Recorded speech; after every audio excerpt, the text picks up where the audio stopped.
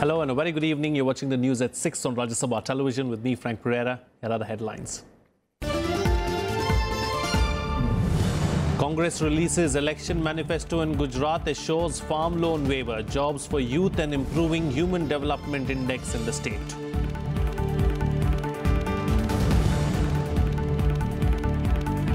BJP star campaigners Prime Minister Narendra Modi and Party President Amit Shah address a series of rallies across Gujarat, attack Congress's dynastic politics.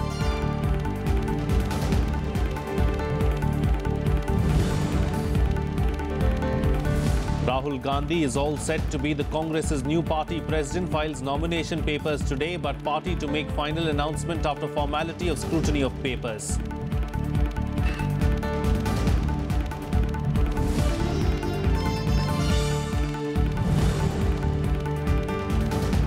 US Defense Secretary James Mattis to meet Pakistan Prime Minister Khaqan Abbasi and Army Chief Qamar Javed Bajwa in Islamabad, likely to reiterate US's concerns of Pakistan's support to terror groups. And Sri Lanka ends day 3 of the third test on 356 for 9 as India comes back strongly in the last session of play. R. Ashwin powers through for India with 3 wickets.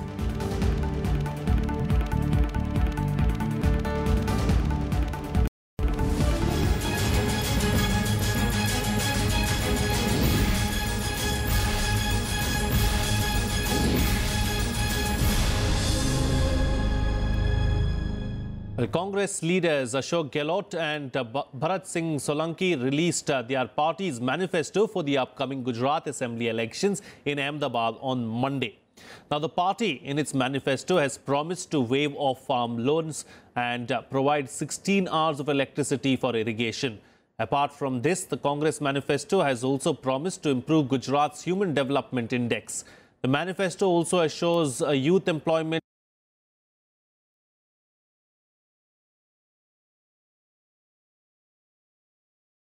all communities.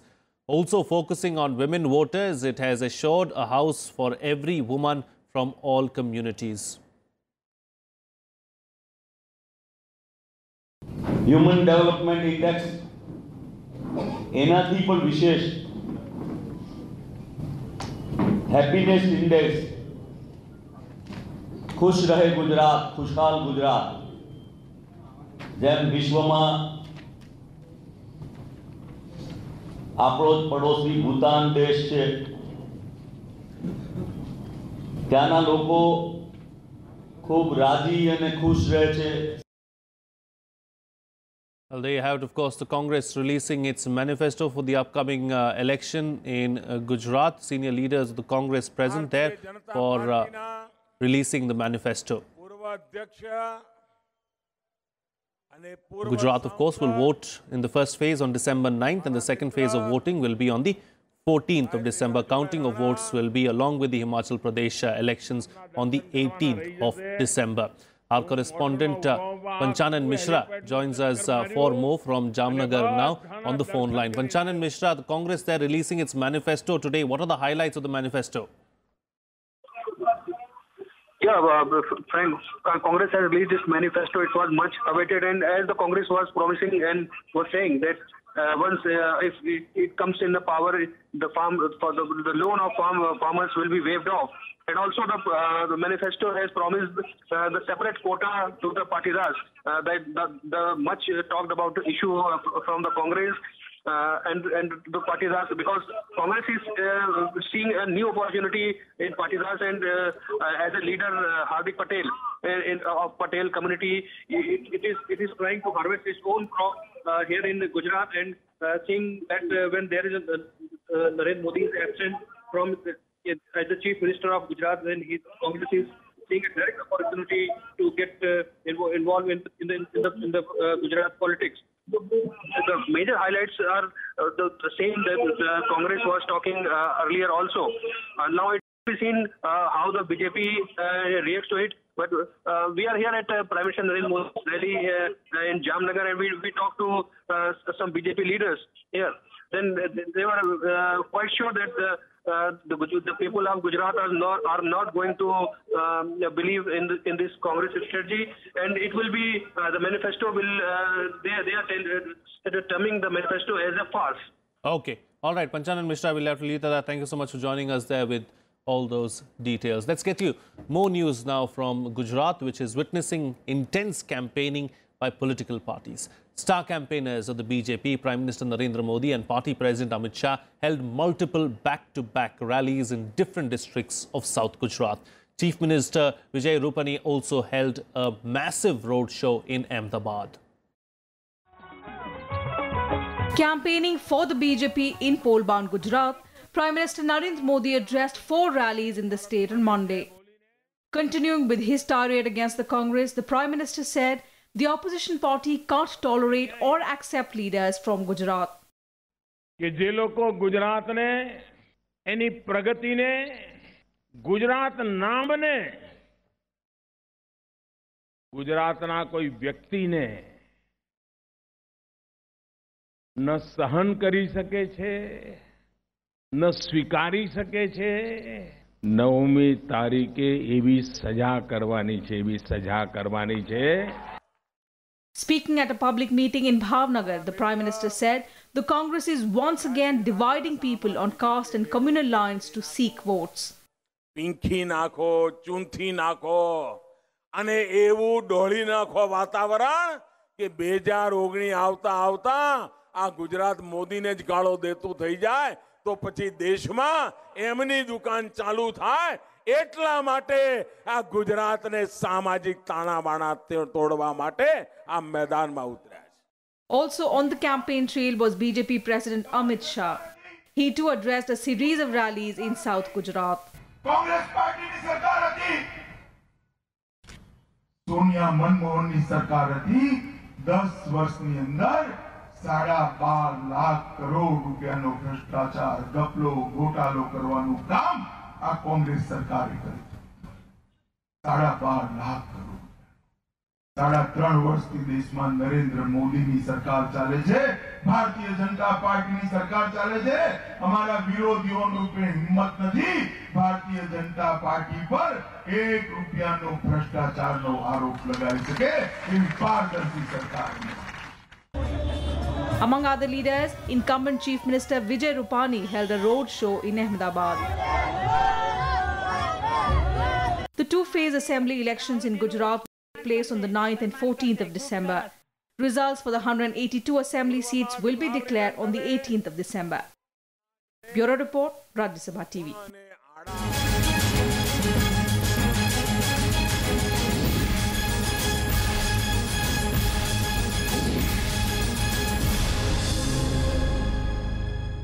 Well, another big news. Now, Congress Vice President Rahul Gandhi filed his nomination papers for the post of party chief at the All India Congress Committee headquarters in the national capital on Monday. He has emerged as the lone candidate in the fray, but the party has refrained from making an announcement just yet. Reports say that they will wait for the formality of scrutiny of papers. Kriti Mishra reports. Flanked by a host of senior party leaders, including former Prime Minister Manmohan Singh, Rahul Gandhi filed his papers to become the party president. Current President Sonia Gandhi, one of the leaders who proposed Rahul's name, was not present. There were 5 sets of nomination forms filled on his behalf by top Congress leaders, party general secretaries, in charge in various states, and chief ministers of party-ruled states. Many senior leaders exuded confidence that Rahul Gandhi will carry forward the traditions of the party.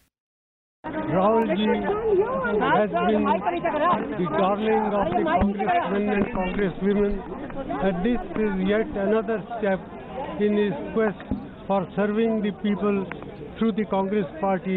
During the past few months in particular, he has done extremely good job, and his acceptance among the masses across the country is now a noted fact. It is a good thing, and he will do all his best, and he is already doing his groundwork since so many years.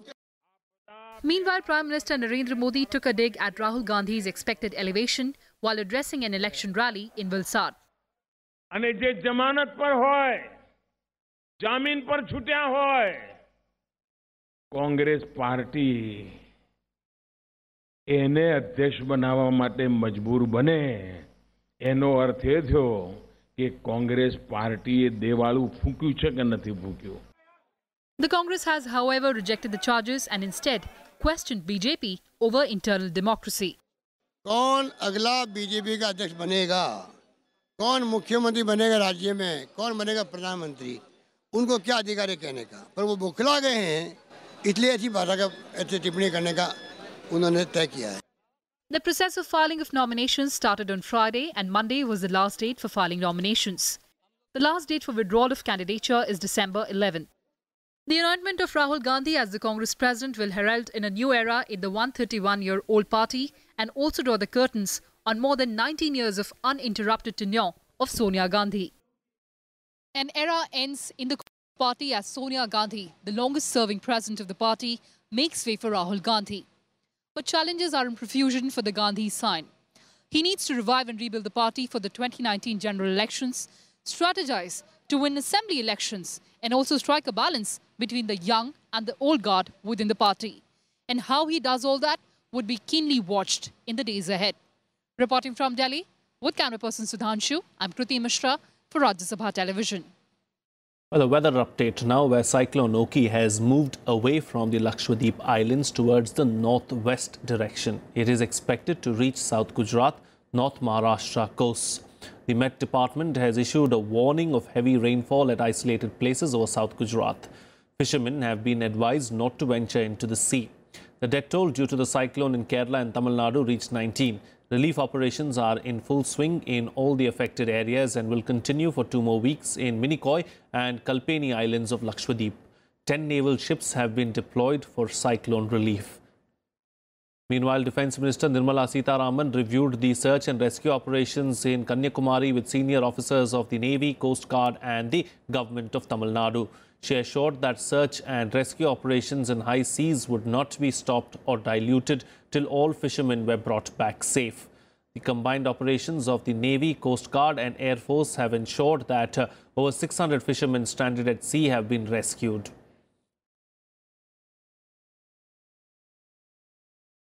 Well, here's a look now at some other national news in our segment Nationwide. An encounter broke in Kazigund town of Kashmir on Monday after militants attacked an army convoy heading towards Srinagar. Reports say a soldier has been injured and heavy firing is currently underway to neutralize the militants who fled the scene and are now trapped in a building.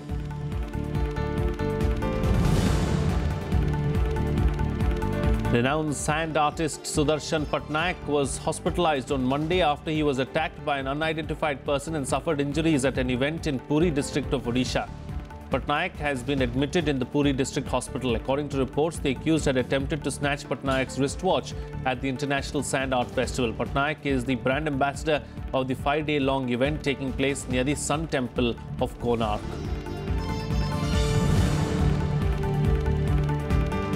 The Delhi High Court today reserved its order on an interim plea by Shashikala TTV Dinakaran group of AIADMK for using the hat symbol in the upcoming RK Nagar Assembly constituency by poll. Justice Indermeet Kaur heard arguments on behalf of the Shashikala TTV Dinakaran group, the poll panel and the faction of Tamil Nadu Chief Minister E. Palaniswamy and O. Pannirselvam. The by-poll is scheduled for December 21st and the Pannirselvam faction has got the official two-leaf symbol.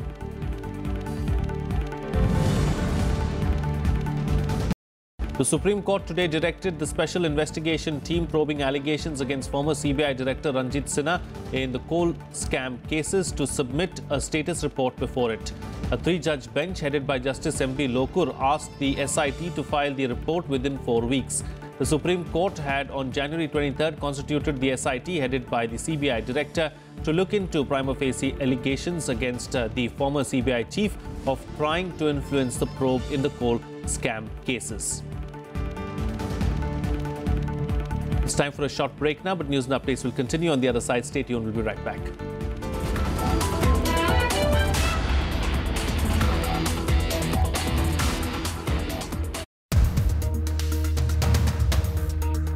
There is a cliched term which is overzealously being used by men, women, a term like beauty with brain? I've never used the term beauty with brains. I've always said that a human with a golden heart. Juggling your workouts, your beauty regimes, along with, just getting into the pages of the medicine books. How did you really manage? I would tell that to myself 24 hours, each hour 60 minutes, each minute 60 seconds. You have to make most of it. The ladies or the girls who win the Miss World title, generally their next destination becomes Bollywood. Bollywood is fun, but I mean, I'm 20 right now. I have so many options ahead of me. Shashi Tharoor, he's a very respectable politician, but he took a dig at your name. It was just something he wanted to say, and I don't think I was really a part of it. I'm just a kid and I take jokes and I give back.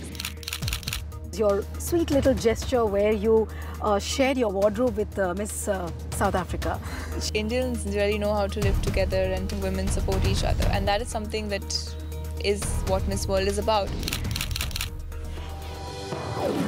Watch Open and Candid with Miss World 2017, Manashi Chillar, only on Rajya Sabha television.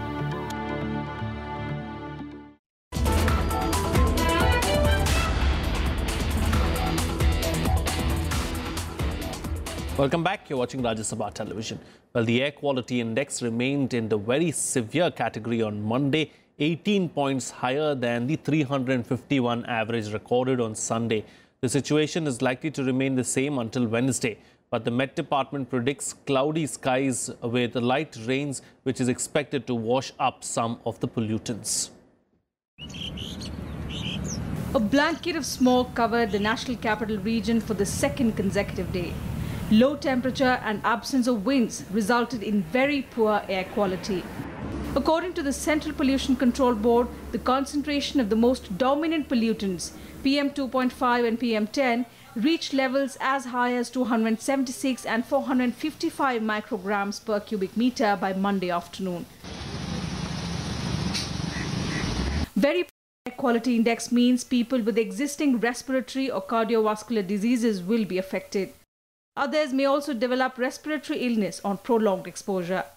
Delhi आते हैं यहाँ राष्ट्रपति भवन के आसपास घूमते हैं जो पहले में और इसमें अब में बहुत फर्क है सांस लेने में दिक्कत हो रही है वॉकिंग करते हैं हमें अच्छी तरह सांस नहीं ले पाते और अस्थमेटिक पेशेंट को भी बहुत काफ़ी प्रॉब्लम है यहाँ और पहले अच्छा था अब इसमें थोड़ा सा प्रॉब्लम आ रही है हमारे को भी. The National Green Tribunal slammed the Aam Aadmi Party government for not filing an action plan on ways to deal with severe air pollution in the city. It directed the government to file the report within the next 48 hours. The Green Panel also slammed concerned authorities for holding the India-Sri Lanka cricket match despite bad air quality. A bench headed by NGT chairperson Justice Swatantra Kumar said, and I quote, "Every newspaper has been carrying the headline that the air pollution was going to be higher this week. Still, you took no action. Even the players were playing the match wearing masks. You should not have held the match if the air quality was so bad. Are people of Delhi supposed to bear this?" Unquote. On the 28th of November, the NGT had asked the government of Delhi, Punjab, Haryana, Uttar Pradesh and Rajasthan to submit an action plan on tackling pollution. It had also directed the Central Pollution Control Board, Delhi Pollution Control Committee and every state pollution control board to file ambient air quality analysis before the tribunal on monthly basis and also put up on their websites to enable the concerned authority to take effective steps to control air pollution. Bureau Report, Rajya Sabha TV. Well, with toxic smog affecting day 2 of the test match in Delhi between India and Sri Lanka, day 3 proceeded without any interruptions. The visitors were 356 for 9 at stumps on the third day. Centuries from Angelo Matthews and Dinesh Chandimal helped the Lankans reach 356-run mark before bad light forced early stumps. The Lankans now trail by 180 runs. Well done. Angelo Matthews scored 111 runs while skipper Chandimal was unbeaten on 147 with Lakshan Sundakan at the crease. Ravichandran Ashwin was the pick of the Indian bowlers and took 3 wickets including that of Matthews, Ishant Sharma, Mohammad Shami and Ravichandran Jadeja also picked 2 wickets each. That's his 100. Well, here are some updates from the world of sports in Sports Beat. India will take on Germany in the third and final pool match at the Hockey World League final in Bhubaneswar. India are currently at the bottom of Pool B with 1 point. Germany leads Pool B with 4 points. India opened the campaign against world champions and title holders Australia with a 1-1 draw. In the second match, they lost 2-3 to England. 16. Rupender, and it's in! What a really start! Indian archer Deepika Kumari won the bronze medal at the Indoor Archery World Cup Stage 2 in Bangkok. Third-seeded Deepika defeated 13th-seeded Sayana of Russia 7-3 in the women's recurve bronze playoff.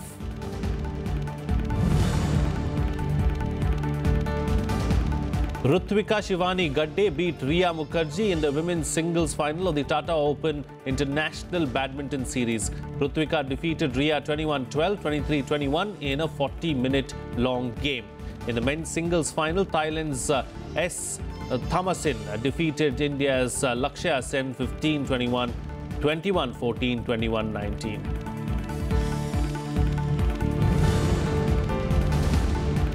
In golf, Tiger Woods finished the final round of the Hero World Challenge with 4 under 68 to tie for 9th position. Ricky Fowler won the event with 4 strokes and finished with 18 under 270. Charlie Hoffman finished second at 274 with England's Tommy Fleetwood and Jordan Spieth tied for third at 12 under 276. Well, some international news now, where US Defense Secretary Jim Mattis reached Islamabad on Monday as part of a Middle East South Asia tour and is expected to reiterate the US's concerns of terror havens in Pakistan. He will be meeting Prime Minister Shahid Khaqan Abbasi and Army Chief General Qamar Javed Bajwa later this evening. Here's what to expect. U.S. Defense Secretary James Mattis being welcomed by the U.S. Ambassador to Pakistan, David Hale, and senior Pakistani military leaders at the Noor Khan Air Base in Chaklala. U.S. officials, including President Trump, have continuously expressed frustration with Pakistan's reluctance to act against terror groups such as the Afghan Taliban and the Haqqani network. In October, Mattis himself had said that he would give Pakistan one more chance to change things, or the president would consider unfavorable options. Ahead of his visit to Pakistan, James Mattis had visited Egypt, Jordan and Kuwait as part of his 5-day tour and had hoped to find some common ground with Pakistan. The first thing I'm going to do is do some listening, like I always do. My goal is to find common ground. We know we have some common ground. They have lost hundreds, thousands of their troops killed and wounded by terrorists. They have lost hundreds, thousands of their innocent people murdered and wounded by terrorists. So we know that there's common ground. In August, Trump outlined a new strategy for the war in Afghanistan, chastising Pakistan over its alleged support for Afghan militants, and had asked India to help in the development of the war-torn country. In an assessment last week, General John Nicholson, the top U.S. commander in Afghanistan, said there have been no changes in Pakistan's support for militant networks. Bureau Report, Rajya Sabha TV. Well, amid heightened tension in the Korean peninsula, the US and South Korea kicked off their largest ever 5-day joint air exercise in South Korea today. The exercise comes days after North Korea fired its most powerful intercontinental ballistic missile, but has labeled the US-South Korea exercise as a provocation.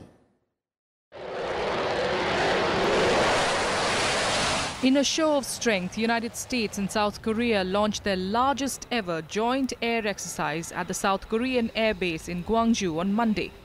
More than 230 aircraft, including some of the Pentagon's most powerful warplanes, are participating in the annual US-South Korean drill called Vigilant Ace. According to officials, the exercise, which will conclude on Friday, is aimed at enhancing the all-weather, day and night combined air power operation capabilities of both the countries. 공군 작전사령부와 주한 미 7공군 사령부는 오늘부터 8일까지 한미 공군의 전시 연합작전 수행 능력 향상을 위한 비질런트 에이스 훈련을 실시합니다. North Korea has reacted sharply to the exercise, saying it's an all-out provocation. 미국은 12월 4일부터 8일까지 남조선 괴뢰들과 함께 우리를 겨냥한 사상 최대 규모의 연합공중훈련을 벌여놓고 첨예한 일촉즉발의 현 조선반도 정세를 폭발이로 몰아가려 하고 있다. China, meanwhile, has said that the resurfacing of tensions in the Korean peninsula was regrettable. 局势在维持2个多月相对平静之后，再次趋于紧张。各方没有抓住中方此前呼吁过的机遇窗口，我们对此感到遗憾。